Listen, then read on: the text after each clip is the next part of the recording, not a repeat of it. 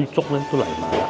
我嚟到順德，雖然我唔中意，唔係最中意食魚嘅，但係嚟順德你點能夠唔食魚咧？呢個係魚片粥，都寫得清清楚楚，同埋仲有佢用電子屏嘅，仲有幾耐嗰架車先到咧？顏色嘅，咁係可以以作欣賞咯。咁地下咧亦都係呢一種紅色嘅磚，吸水特別好。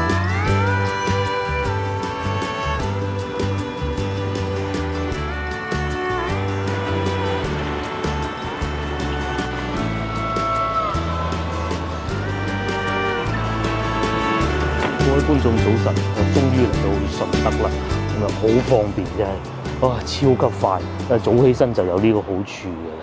咁講下今日我嚟順德做咩先，咁嘅帶大家飲飲食食啦。都係會有主題嘅。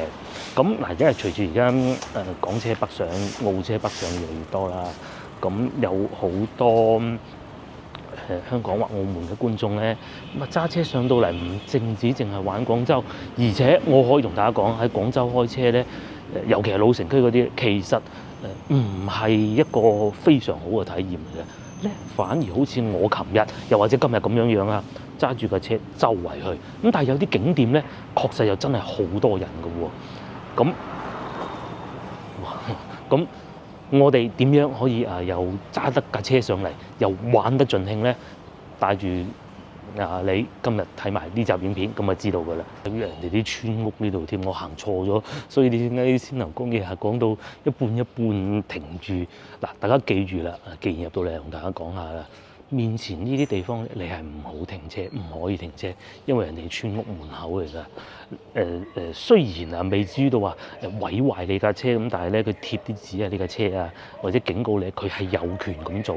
你試諗下，如果你將架車停喺你屋企門口，你會係會點啊？因為我哋去到景區嗰啲地方全部都係停滿車，好難停，貴都唔講啦嚇，揾唔到停車位，一阻住人哋，二俾警察先生抄牌，咁就唔好噶嘛。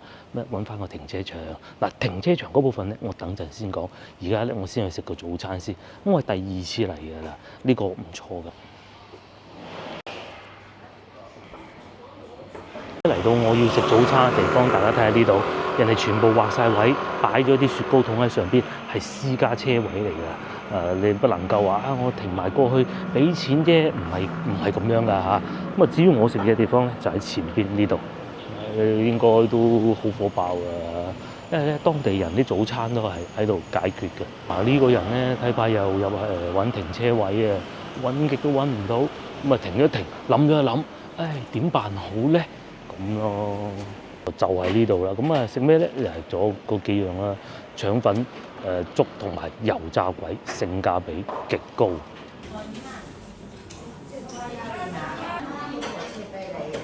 嚟餐廳啦，咁我呢個咧早餐咧就係咁嘅，一個腸粉啦，一個油炸鬼啦，同埋一個粥啊。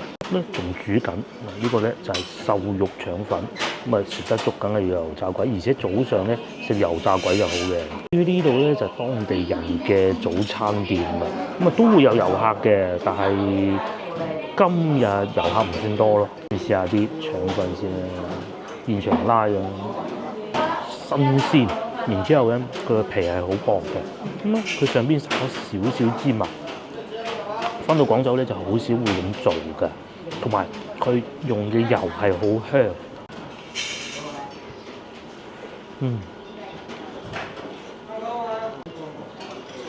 但係佢用嘅咧，可能我未食過啊，佢唔係話肉碎，但係咧就切得好靚咯。特別咧。我哋廣州嗰啲腸粉咧就好少切得咁靚嘅，都係一笪一條咁樣擺上嚟。佢呢度應該會有魚粥咧都嚟埋啦。我嚟到順德，雖然我唔中意，唔係最中意食魚嘅，但係嚟順德你點能夠唔食魚咧？呢個係魚片粥，魚片粥啊，同埋咧用不鏽鋼兜，呢啲就係廣東人嘅餐具啦。咁另外仲有呢個。佢哋咧係有配呢個薑葱豉油嘅，食埋個腸粉先，份量好大嘅。佢呢度咧唔似話其他順德嗰啲餐廳咧咁精緻㗎嚇，即係唔係講佢唔夠細嘅做得，而係咧除咗精緻咧，仲有份量嘅腸粉。呢碟腸粉係幾錢咧？呢個粥係11蚊，我知道。呢個應該係2蚊，咁即是話呢個腸粉係5蚊、6蚊，都係5蚊嘅。咁樣個早餐18蚊。佢裏邊係有擺一啲雲耳啊，應該係爽口啲咯，係啊，但係都抵唔住呢個芝麻嘅香味，反而肉就好似少啲嘅，唔重要嘅。腸粉咧食晒啦，份量真大。咁啊，佢哋呢個魚片咧，我係會咁食㗎，我唔知啱唔啱，應該都係咁啊。你夾俾佢，哇，百到不得之了啊！點少少，我啲筷子工好都點唔到啦，咁樣夾少少喺度。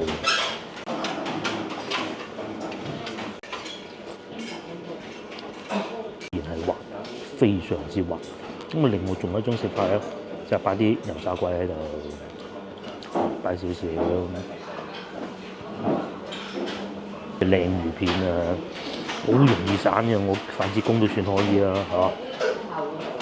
夾就散就唔似嗰啲咧，唔知攞啲咩魚咧，外邊嗰啲快餐店啊，嗰啲魚咧，佢係夾唔散噶嘛，呢啲夾得散嘅。啲咁多腥味，即係魚嗰啲腥味咧，我哋食外邊有啲快餐店嗰啲魚咧冇腥味嘅，唔應該係咁噶嘛，係咪？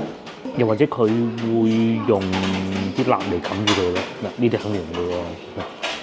接落嚟試下呢個。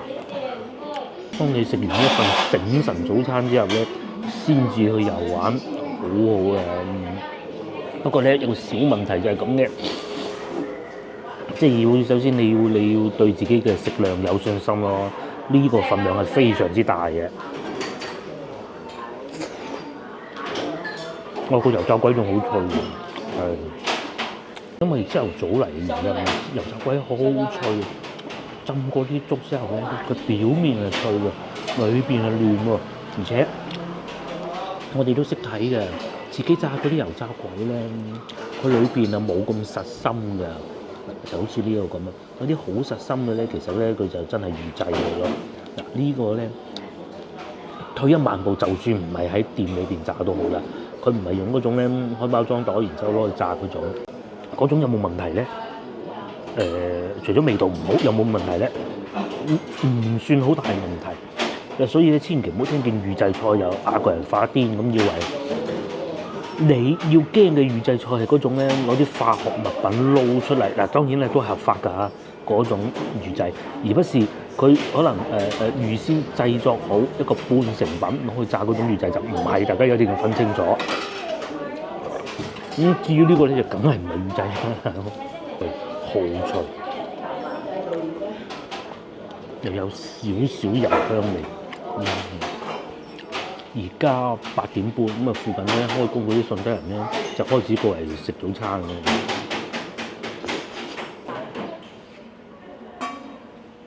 我又食飽飽，非常之好，非常之好，一定要早上食啊！記住，不過我唔知佢晏晝會唔會開門咧嚇。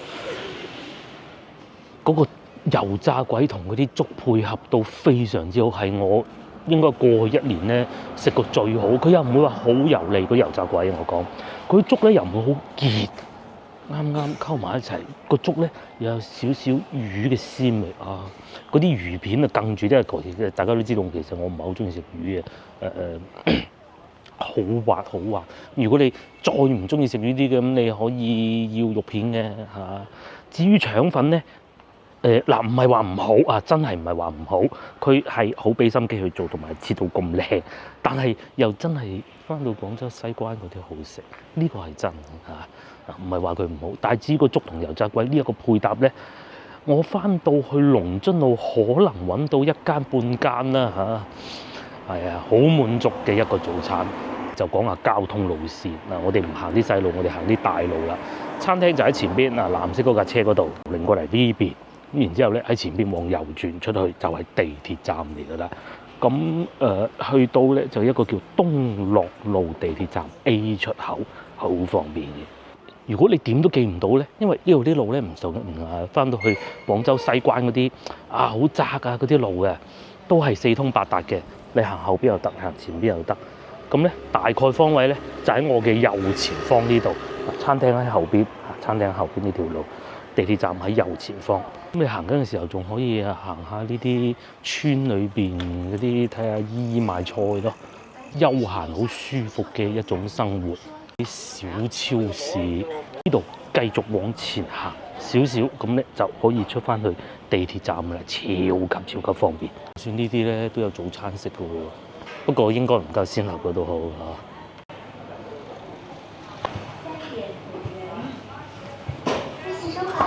呢度咁又出翻大路啦，大家睇下斜對面係咪有個地鐵站啊？嗰度咧就係東樂路地鐵站 B 出口嚇。咁咧，仲有呢度，我先頭咪同大家講過話，如果你港車北上點辦咧？架車停去邊咧？停入去步行街嗰度，你一定係揾唔到位，我可以同你保證。但係咧，呢度離步行街爭一個地鐵站嘅啫，嗰度就有咁大嘅停車場，5蚊一個鐘，你最多玩4個鐘嘅啫喺嗰個步行街。20蚊，停得幾開心，甚至乎仲有充電樁添。呢個係快充樁，佢唔係慢充樁嚟嘅嚇，大家切記。我個車停咗喺前邊，講明乜嘢咧？講明附近係好多停車場嘅，喺呢度入去，睇唔睇到？好方便。呢度仲有個西關竹園，因為呢個係米芝蓮嚟嘅嚇，係啊。記住對面嘅停車場個名咧，就叫做呢個新德業商務中心停車場。新舊個新，德國嗰個德業商務停車中心咁就得㗎啦。咁如果你搞錯咗咧，你就揾李兆基紀念中學，咁你大概附近兜下就得㗎啦嚇。至於充電咧，如果你係港車北上、澳車北上咧，就我建議最好唔好啦，係嘛？慢充都得嘅，快充嘅話你要買嗰嚿轉換口。其實咧，之前咧有觀眾喺度更正過我同大家講下。但係你哋唔熟內地嗰啲電壓，你唔知幾多啊？嗰種轉換口咧，同你降到得21瓦㗎咋。咁慢充裝，我哋自己屋企充啊，慢充裝，如果充滿部 Tesla， 大概係得7000瓦啊，更正啊，7000瓦。咁佢嗰種咧係會同你降到得21,000瓦嘅啫，其他幾塊都冇用嘅。咁個結果就係譬如話我充滿我平時揸嗰部 Tesla 咁如果冇晒電咁啦充到滿要10個鐘，你要3個鐘，係啊，我都得嘅3個鐘停咗喺度，但係你會唔會阻住佢唔係太好咧？而且3個鐘得唔得都係我計數計出嚟嘅咋，用10除以3咁樣計出嚟嘅咋或者你哋試過得都得咯嚇。歸正傳，我哋睇翻呢度地鐵站。呢度咧東樂路站，佛山地鐵3號線啊嚇，記住呢度係屬於佛山，而不是順德。順德係唔係市嚟嘅？順德係個區嚟嘅啫。同埋你哋翻到嚟千祈唔好同人講我哋去順德，又或者順德人面前講佛山市，佢哋不是太喜歡啊！記住。咁喺呢度坐一個地鐵站過去。步行街，你架車停咗對面，你梗係上對面嗰個站啦A 口或者 B 口都得嘅，好方便。我哋攞去坐地鐵。個地方我要更正翻先。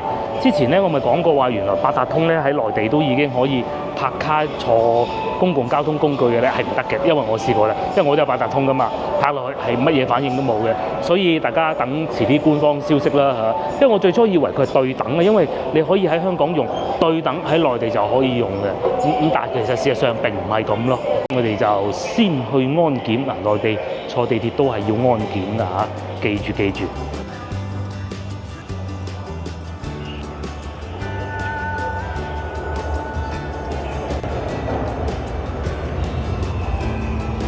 大家睇下地圖，呢度廣州南站。咁如果大家咧冇揸車嘅，坐地鐵嚟嘅，坐高鐵嚟嘅，咁應該喺廣州南站落車啦。應該就7號線呢度7號線嚟到北滘公園，咁咧就再落嚟東樂路，咁就係先頭我哋去嗰度啦。咁咧呢條線咧有咩玩咧？嗱，第一個就有大良鐘樓，即是步行街啦，同埋歡樂海岸，係咪好方便先？呢一幅圖咧就係整個廣佛線嘅地圖啦。咁啊呢一邊咧就係佛山啦。南海有少量嘅，譬如呢個都係佛山嚟嘅，譬如呢啲啦，呢個都係佛山嚟嘅。呢個係南海嚟嘅，呢個係佛山嚟嘅。呢個就係南海啦，桂城嘛，係咪？千燈湖啊，係咪？咁咧呢度咧就順德嚟嘅，大家一定要記清楚啦。呢度咧係同一個城市嚟嘅嚇，都係叫佛山市。咁呢邊咧就廣州市。即係咧，如果你喺千燈湖咁啊，去到桂城一路坐，一路坐，一路坐，一路坐，一路坐，咁你係可以嚟得到大良鐘樓啊，或者東樂路嘅地鐵就方便好多嘅。但係如果你話揸車嚟嘅，咁其實朝頭早咧喺市區揸車過嚟唔係好痛苦嘅咋嚇。又或者如果你今朝喺廣州番禺住個酒店，瞓醒覺坐地鐵過嚟食個靚早餐都係可以嘅。之後咧就大良鐘樓，即係步行街啦嚇，咩華蓋山啊嗰邊咯，咁啊去遊玩啦，咁啊成個配套都齊晒。又或者你可以住喺步行街附近嘅酒店。咁接落呢個環節咧就帶大家去嗰度睇下啦。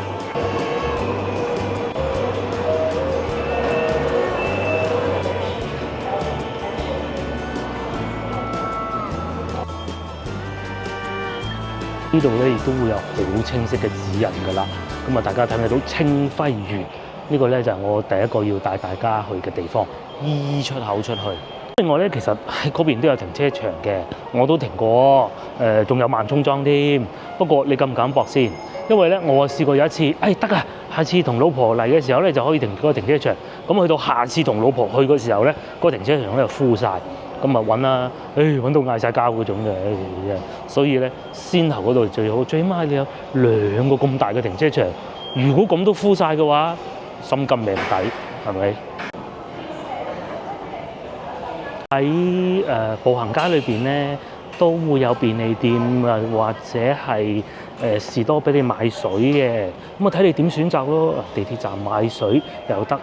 尤其咧接落嚟天氣熱啦，買定啲水，小朋友玩到開心出咗汗咁，冇啖水飲唔得噶嘛。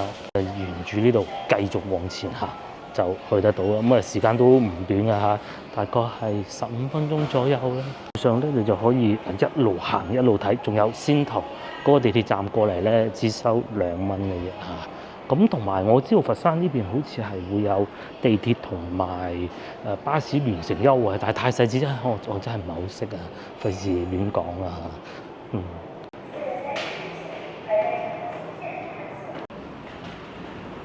認下位置先。首先第一對面係地鐵站 A 出口，咁喺呢個方向行過去咧，你要經過華蓋路，你先至可以去得到嗰個清暉園嘅嚇，唔係唔好但係咧你可以有更多選擇。呢度咧就叫鳳城停車場，就係我先頭所講嗰個咧閒日就一定有位，節假日就一定冇位個停車場。咁但係裏邊咧就萬涌莊嘅，咁啊話大唔大，話細唔細啦嚇，就係呢度啦。至於喺呢個位置，如果你要行去清暉園咧，就好方便嘅啫。喺呢個方向行過去，跟住地下嘅指示線啊，一直往前行，大概5分鐘左右就會到得到㗎啦。已經見到啲旅遊巴一步一步行緊過去啦。咁同埋咧喺呢度都有酒店啦，亞朵酒店呢個都唔錯㗎。附近有2個酒店咧，我就推薦嘅。第一個咧新世界，再往前行少少舊啲。另外一個咧就係呢一個啦，貴啲㗎，因為佢新啲，地理位置又近地鐵站多啲咯。價錢當然亦都唔係話以平為著稱啊，佢係以好地段著稱嘅。不過咧，通常佢哋呢個酒店咧係冇提供免費停車位㗎。大家睇唔睇到對面有部巴士903，就喺對面嘅啫。前少少有巴士站㗎啦，大概嗰個位置咧就可以去到睇唔睇到長鹿農莊，一個小朋友啊放電嘅好地方。啲電咩電都放晒啊！同埋咧嗰度應該而家都仲有嘅，好近距離睇到啲孔雀咯。唔知啲孔雀仲喺唔喺度？如果你想行完華蓋山先至過去清輝園嘅話咧，你可以行呢條路過去。咁同埋咧，如果你唔想行華蓋山，想直接過去金榜上街嗰度食雙皮奶，我認為真係最好㗎啦。喺呢度行過去，不如喺前邊行過，咁誒知道點解亞朵酒店咁貴啦？地鐵站喺隔離，清輝園喺前邊，金榜上街喺嗰邊。唔知大家睇唔睇到呢個交叉再前少少，有棟白色嘅樓咧，嗰度咧就係城市便捷酒店啊，咁啊平喎，個價格咧係200蚊不到嘅啫，今晚嚇同呢啲爭咗好遠。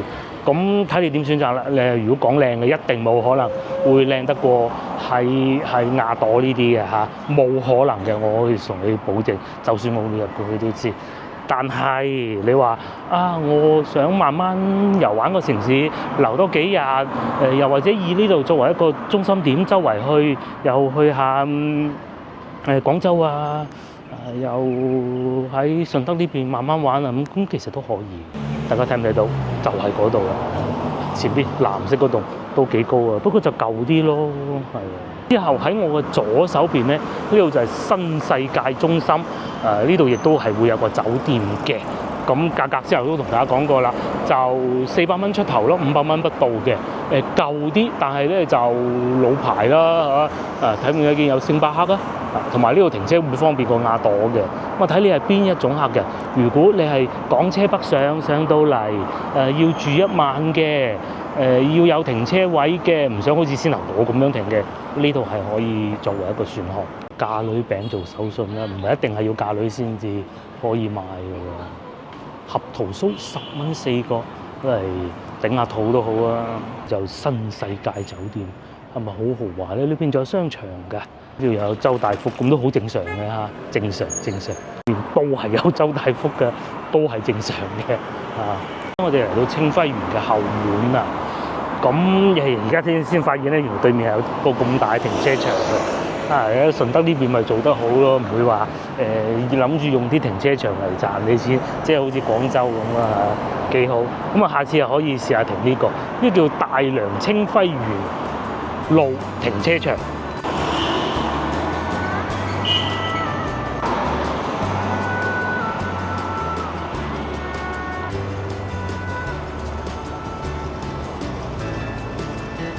呢度就有個巴士站，個站名就叫清輝園。咁同埋呢度咧係會有啲旅遊指引啊，呢樣真係做得好啊！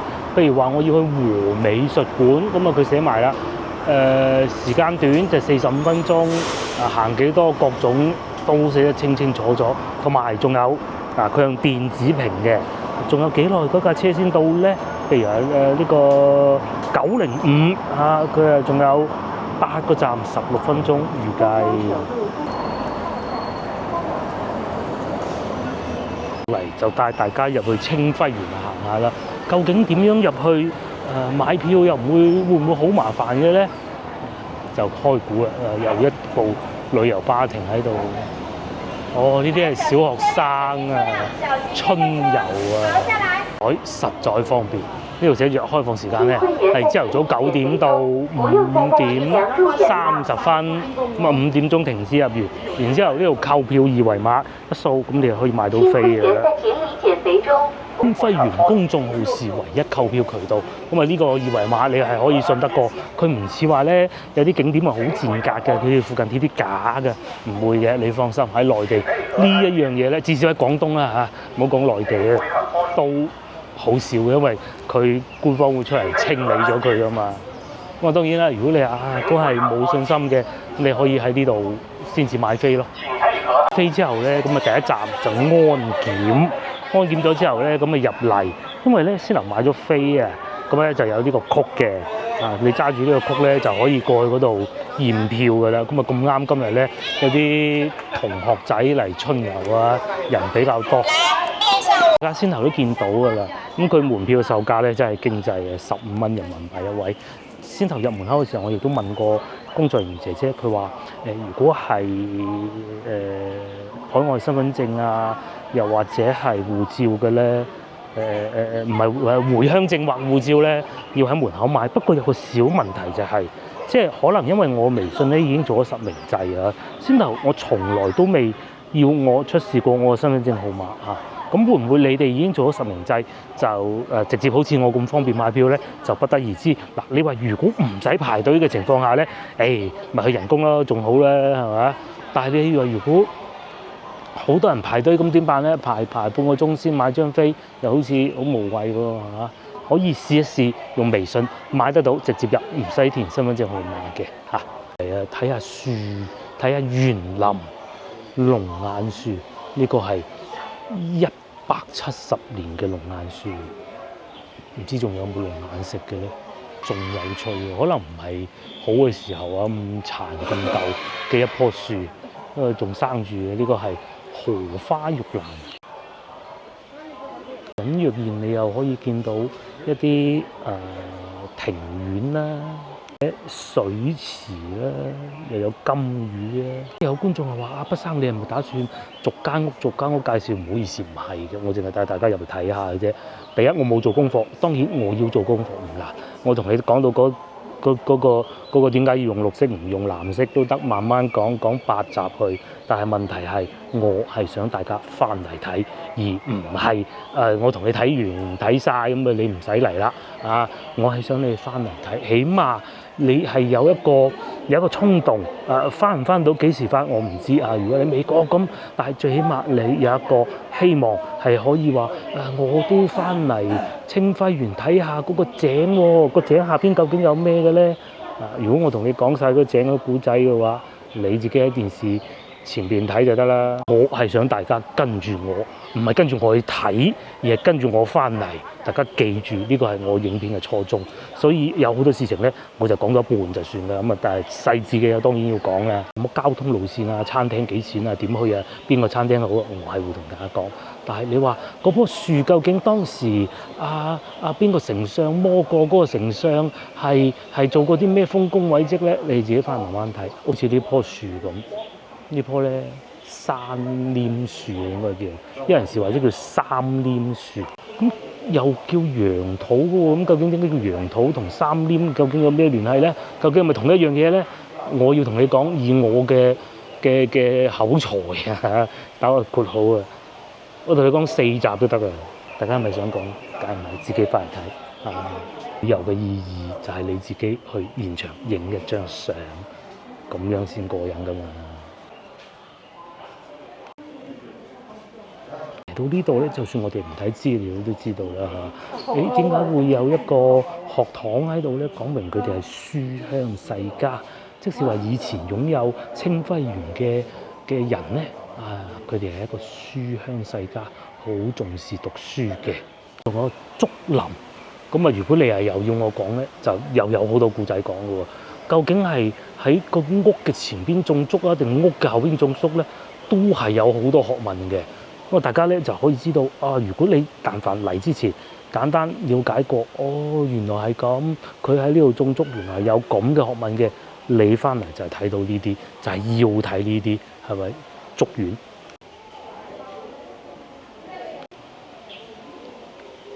咁啊，清暉園呢度咧就真係好似一個迷宮啊，唔知咁樣講啱唔啱啊嚇？行下睇下又有一景，又移步就見到有景咁樣嘅，就行上去睇見，嗰條會唔會掘頭路咧？但係唔係喎，一行幾步一擰轉頭，又有景啊！前邊咧原來水聲，你尋住啲水聲去。先頭我企喺嗰度啊，聽見點解會有水聲咧？沿住呢個方向一路行過嚟就睇見。原來咧呢度有個假石山。欣賞完假石山之後，有少少攰啊，咁你又可以坐喺呢度慢慢欣賞下，坐喺度慢慢睇。喺呢個和諧嘅景象，會有庭院啦，會有小樓啦，有魚啦，有水啦，亭台樓閣會唔會就係形容呢一種咧？係咪會有啲生氣，有啲魚游嚟游去？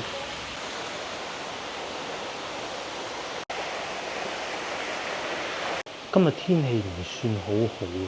如果咧去到夏天陽光好足嘅時候咧，咁你就可以揾啦。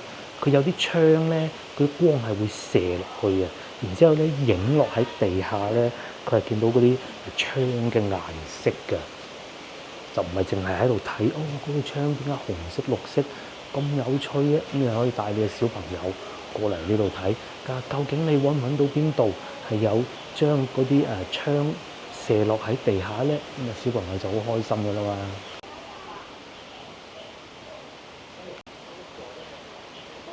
同你嘅另一半同行人啦，喺度影張相。呢啲相影完之後，雖然佢係喺個手機度，但係唔係冷冰冰喺手機，你係會回憶翻當時同佢一齊嚟呢度行公園、行清暉園嘅情景㗎嘛。而家老婆偶爾都會發個女細個嗰啲相俾我睇嘅。咁科技發達因為蘋果手機唔怕講埋啦。科技發達有雲端，你以後得到我年紀再老啲，攞翻出嚟睇當時同個老婆去清暉園喎，仲記得當時因為揾停車場咧，就霎過氣添，嗰啲咧到嗰陣諗翻係咪會會心微笑啊？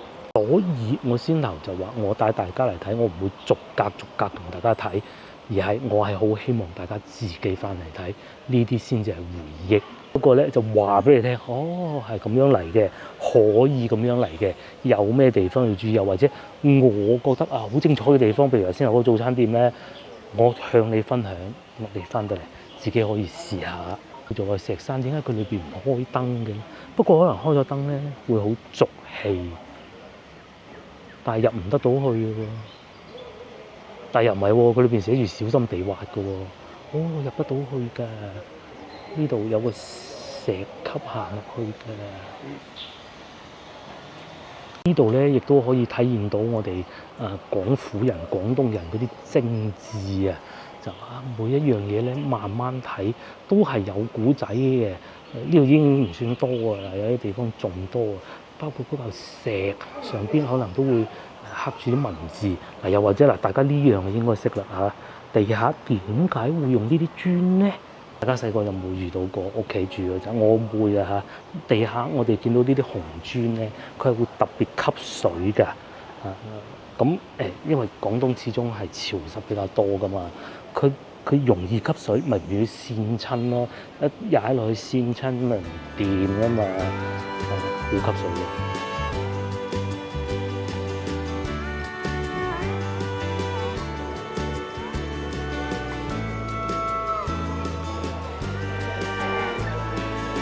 呢度仲有紀念品賣喎，有個金幣，我估應該係30蚊、30蚊、20蚊，銀嘅係20蚊。多咗嘅咧，用嗰種箱將嗰個植物嘅模型韞住佢，即係展示俾大家睇。咁呢個咧唔知大家有冇食過啦？今年仲未食，早2年食過，就係叫頻婆。咁樣食咧就係將佢搣個外殼硬嘅，唔食得嘅。跟住咧將佢黑色嗰部分咧搣走佢，個皮幾硬，咁搣開裏邊嗰粒咧有少少後邊白色嗰粒。咁食嘅時候咧就好粉嘅，就係上邊呢個，即係跌咗落嚟食嗰陣咧認得一棵樹咁嘅形狀咧，我就冇本事認。另外，我終於聽到佢開咪講咩啦？佢意思係叫啲遊客尤其小朋友咧，唔好再餵魚啦。佢咧已經飽啦。佢話佢喺減肥中啊。咁所以我仲未見到人餵魚，咁都係好事嚟嘅。同埋好多魚塘喺清暉園呢度，嗱你企喺呢度慢慢咁睇下，幾舒服。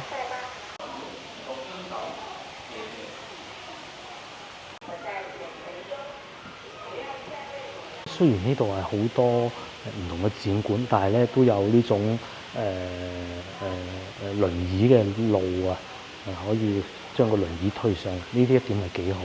長者行動不便都可以嚟睇下清暉園，欣賞下清暉園咁啊好啦。我咪同大家講過話，如果有陽光咧射落嗰塊玻璃度咧，地下成咗影咧，咁其實就係喺呢度啦。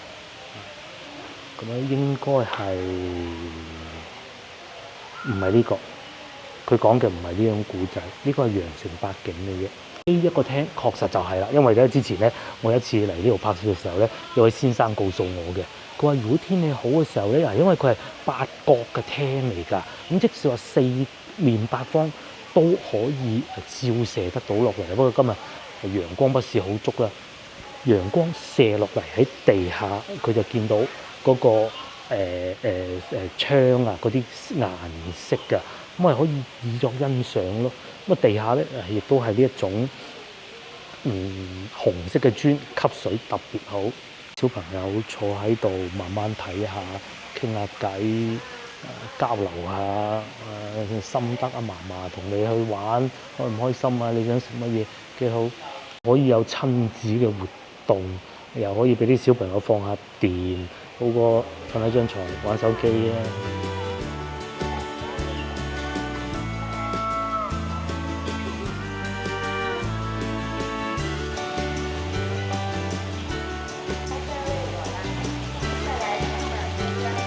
咁我講起啲小朋友入嚟之前咧，我就帶大家睇過啦，我就唔再慢慢講。啲小朋友嚟咧，佢哋就會都幾熱鬧啦嚇。我只能講嘅就係，你慢慢遊玩完之後，咁啊離開清暉園咧，一步之遙出去門口咧，就係嗰啲小食店啊。而家帶大家去啲小食店行下。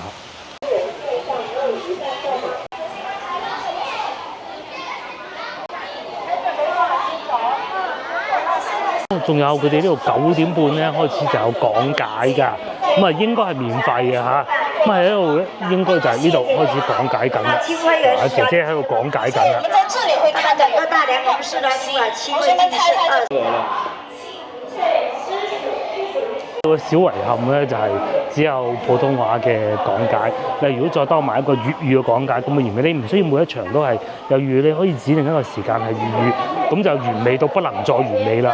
講明咧，順德人有錢啦，唔使靠又再賣多次講解嚟收錢啦。啊，雖然咧阿老師係講普通話，但係佢咧都會一路講解嘅時候啊，向嗰啲同學仔，無論佢係講普通話或者廣東話咧，佢都會講嗰啲古仔啊！呢個真係好，即係雖然你可能會話，唔講普通話，佢啲小朋友真係聽唔到，你冇辦法㗎。咁但係佢起碼會講翻呢樣古仔，呢個係俾個大大嘅讚佢啊！大啊，好大嘅讚佢低。如果咧你帶埋小朋友，你喺外邊翻嚟嘅，你小朋友又或者個孫啊喺外國出世嘅，佢見到呢個咧一定會好好奇嘅。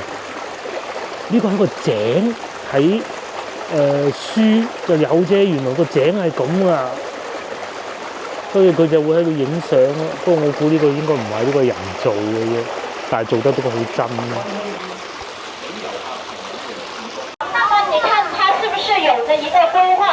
佢哋呢度原來係咁嘅啦，佢有寫邊日係邊位喺度介紹㗎，幾點鐘啦？譬如好似今日咁啊嚇，如果我可以等到11點咧，就呢位龐女士啦，我唔知佢年紀幾大，可能如果後生，咁佢下邊咧就會寫龐女士係咩經歷嘅，啊佢以前係做咩工作嘅咁樣咯。不過呢度冇寫龐女士啊嚇。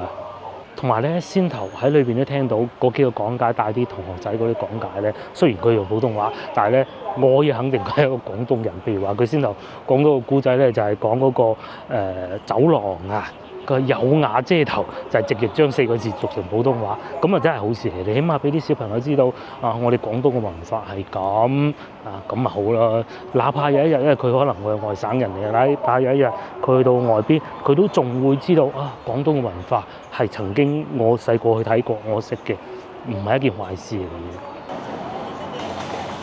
當你遊覽完清暉園之後咧，咁啊，梗係揾啲好嘢食啦。有啲咩咧？第一對面咧有倫教糕，睇唔睇到？倫教糕就買手信嘅。呢度咧就係先頭我入去嘅入口啦。咁啊要揾好嘢食咧，就喺呢條路行過去嘅。對面咧仲有睇唔睇到1925嗰個小食店？之前食過，即係你話你話山長水遠再去揾啲捐窿捐罅好過佢嘅，一定有。但係如果當你啲小朋友又肚餓啦，又攰啦，天氣又熱啊，想揾個地方坐下嘅話咧，嗰度係一個唔錯嘅選擇。我講嗰個好平嘅酒店漢庭就喺對面啦，平嘅100幾蚊啫嚇。至於呢度就係停車場啦，今日仲要唔係一個節假日嚟㗎，都停到咁樣樣啊，係咪好恐怖啊？係咪唔好揸車過嚟咧？要揸都唔好揸嚟呢度，好似我啱先教大家咁停去上一個停車站，好似啱先我教大家咁停去上一個停車場，咁啊好咯。上又會有啲手信買下啦，手信啦。咧一直行到路尾咧，其實就係步行街嚟嘅啦。咁但係如果你話講到去到節假日啦，我講好熱鬧，最熱鬧嘅咧，反而係面前呢條路，因為咧好多人喺好似先頭我咁啊，喺公園出嚟之後咧，就過嚟呢度購物食，譬如話鳳城魚皮啦、葛水啦，葛水可以飲下即係清涼啊、解毒啊咁咯。如果你係遊客，你又唔怕行嘅咧。行翻過去金榜上街咯，金榜上街嗰邊會地道啲嘢食，遊客會喜歡啲咯。咁啊，今日就冇乜客人啦，正常嘅嚇。去到節假日呢條路仲多人過北京路同埋上下九。前邊都有停車場，裏邊嘅停車場都夠大，因為我停過啦。裏邊夠大，但係咧呢度啲路咧就好細，你唔好見而家好似啲車出車入好好行咁。去到節假嘅時候咧，呢度會塞到爆，係爆咁啊！唔好揸車入嚟。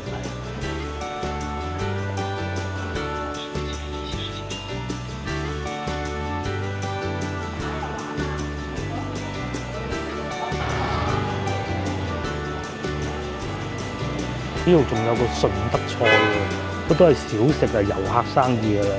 咁啊，睇你點樣選擇啦。如果你係好想唔想周圍行啦，好肚餓啦，咁啊真係食下呢啲都不妨嘅。不過咧，我可以保證冇乜順德人會喺度食嘅啫，遊客生意咁樣。而家10點鐘都未夠，冇人都係好正常嘅。淺嘗即止，入門級別都冇問題嘅。喺前邊右前方呢度100週年慶係乜嘢地方咧？呢個咧就係雙皮奶博物館啦。咁啊喺呢條路咧，我認為啊嚇得呢幾間雙皮奶係可以一試嘅啫。呢度係好舒服嘅坐得，下有雙皮奶食啦，樓上又有博物館啦，雙皮奶博物館喎。到節假日呢個排隊排幾百個號，我哋都排過啦。一攞張飛睇見走先嗰種咧，就係呢個啦，民信老鋪。如果夏天嘅話，一定要試下佢哋嗰個綿冰啊！我同老婆食過，非常之好，非常之好。以前呢度咧就係步行街咯，咁睇你點睇咯，行下你中意睇呢啲嘢，我覺得唔會咯，嗬。咧就只有2種嘢做，第一個就係去呢度食甜品，食雙皮奶。咁點解我哋要行華蓋山咧？我同大家講。當你食咗好多嘢嘅時候咧，你係咪應該揾個公園行下先？一人食，咁有問題咩？係咪冇問題㗎？係嘛？而唔係話又要避雷啊，又話要唔好去嗰度啊？你翻嚟食得多行下冇壞嘅，係咪？好啦，嗱，今集咧就帶大家睇過點樣遊玩順德嘅，點樣可以食到一個當地人嘅早餐啊！嗰個早餐咧係好飽嘅。如果你叫我先後嗰個套餐嘅話，好好食，但係好飽。我而家仲飽緊。上次我食過都係咁樣。我食完之後咧，後邊嗰啲小食咧，我全部都唔想食啦，飽啦。係啊，睇見就算啦咁嘅咯。所以慎重，最好就叫多2個人嚟。好似先頭咁嘅一個行程，你食完早餐搭地鐵過嚟行一下清暉園，慢慢睇完啦，睇下時間。咁你想行你可以行下呢個步行街嘅，行完之後咧咁咪翻酒店咯。呢度仲有一個老鋪都可以，好似同老婆都食過嘅嚇。大家可以一試。行前少少咧就步行街。咁如果你唔想再行啦，我要走啦，坐地鐵啦，咁前邊往右轉就係地鐵站嚟嘅啦。好啦，下集見啦嚇。咁過幾日我哋會去中山做到貨，下集見。咁去中山之前可能會喺廣州買啲餸拍攝一集俾大家睇咯。拜拜。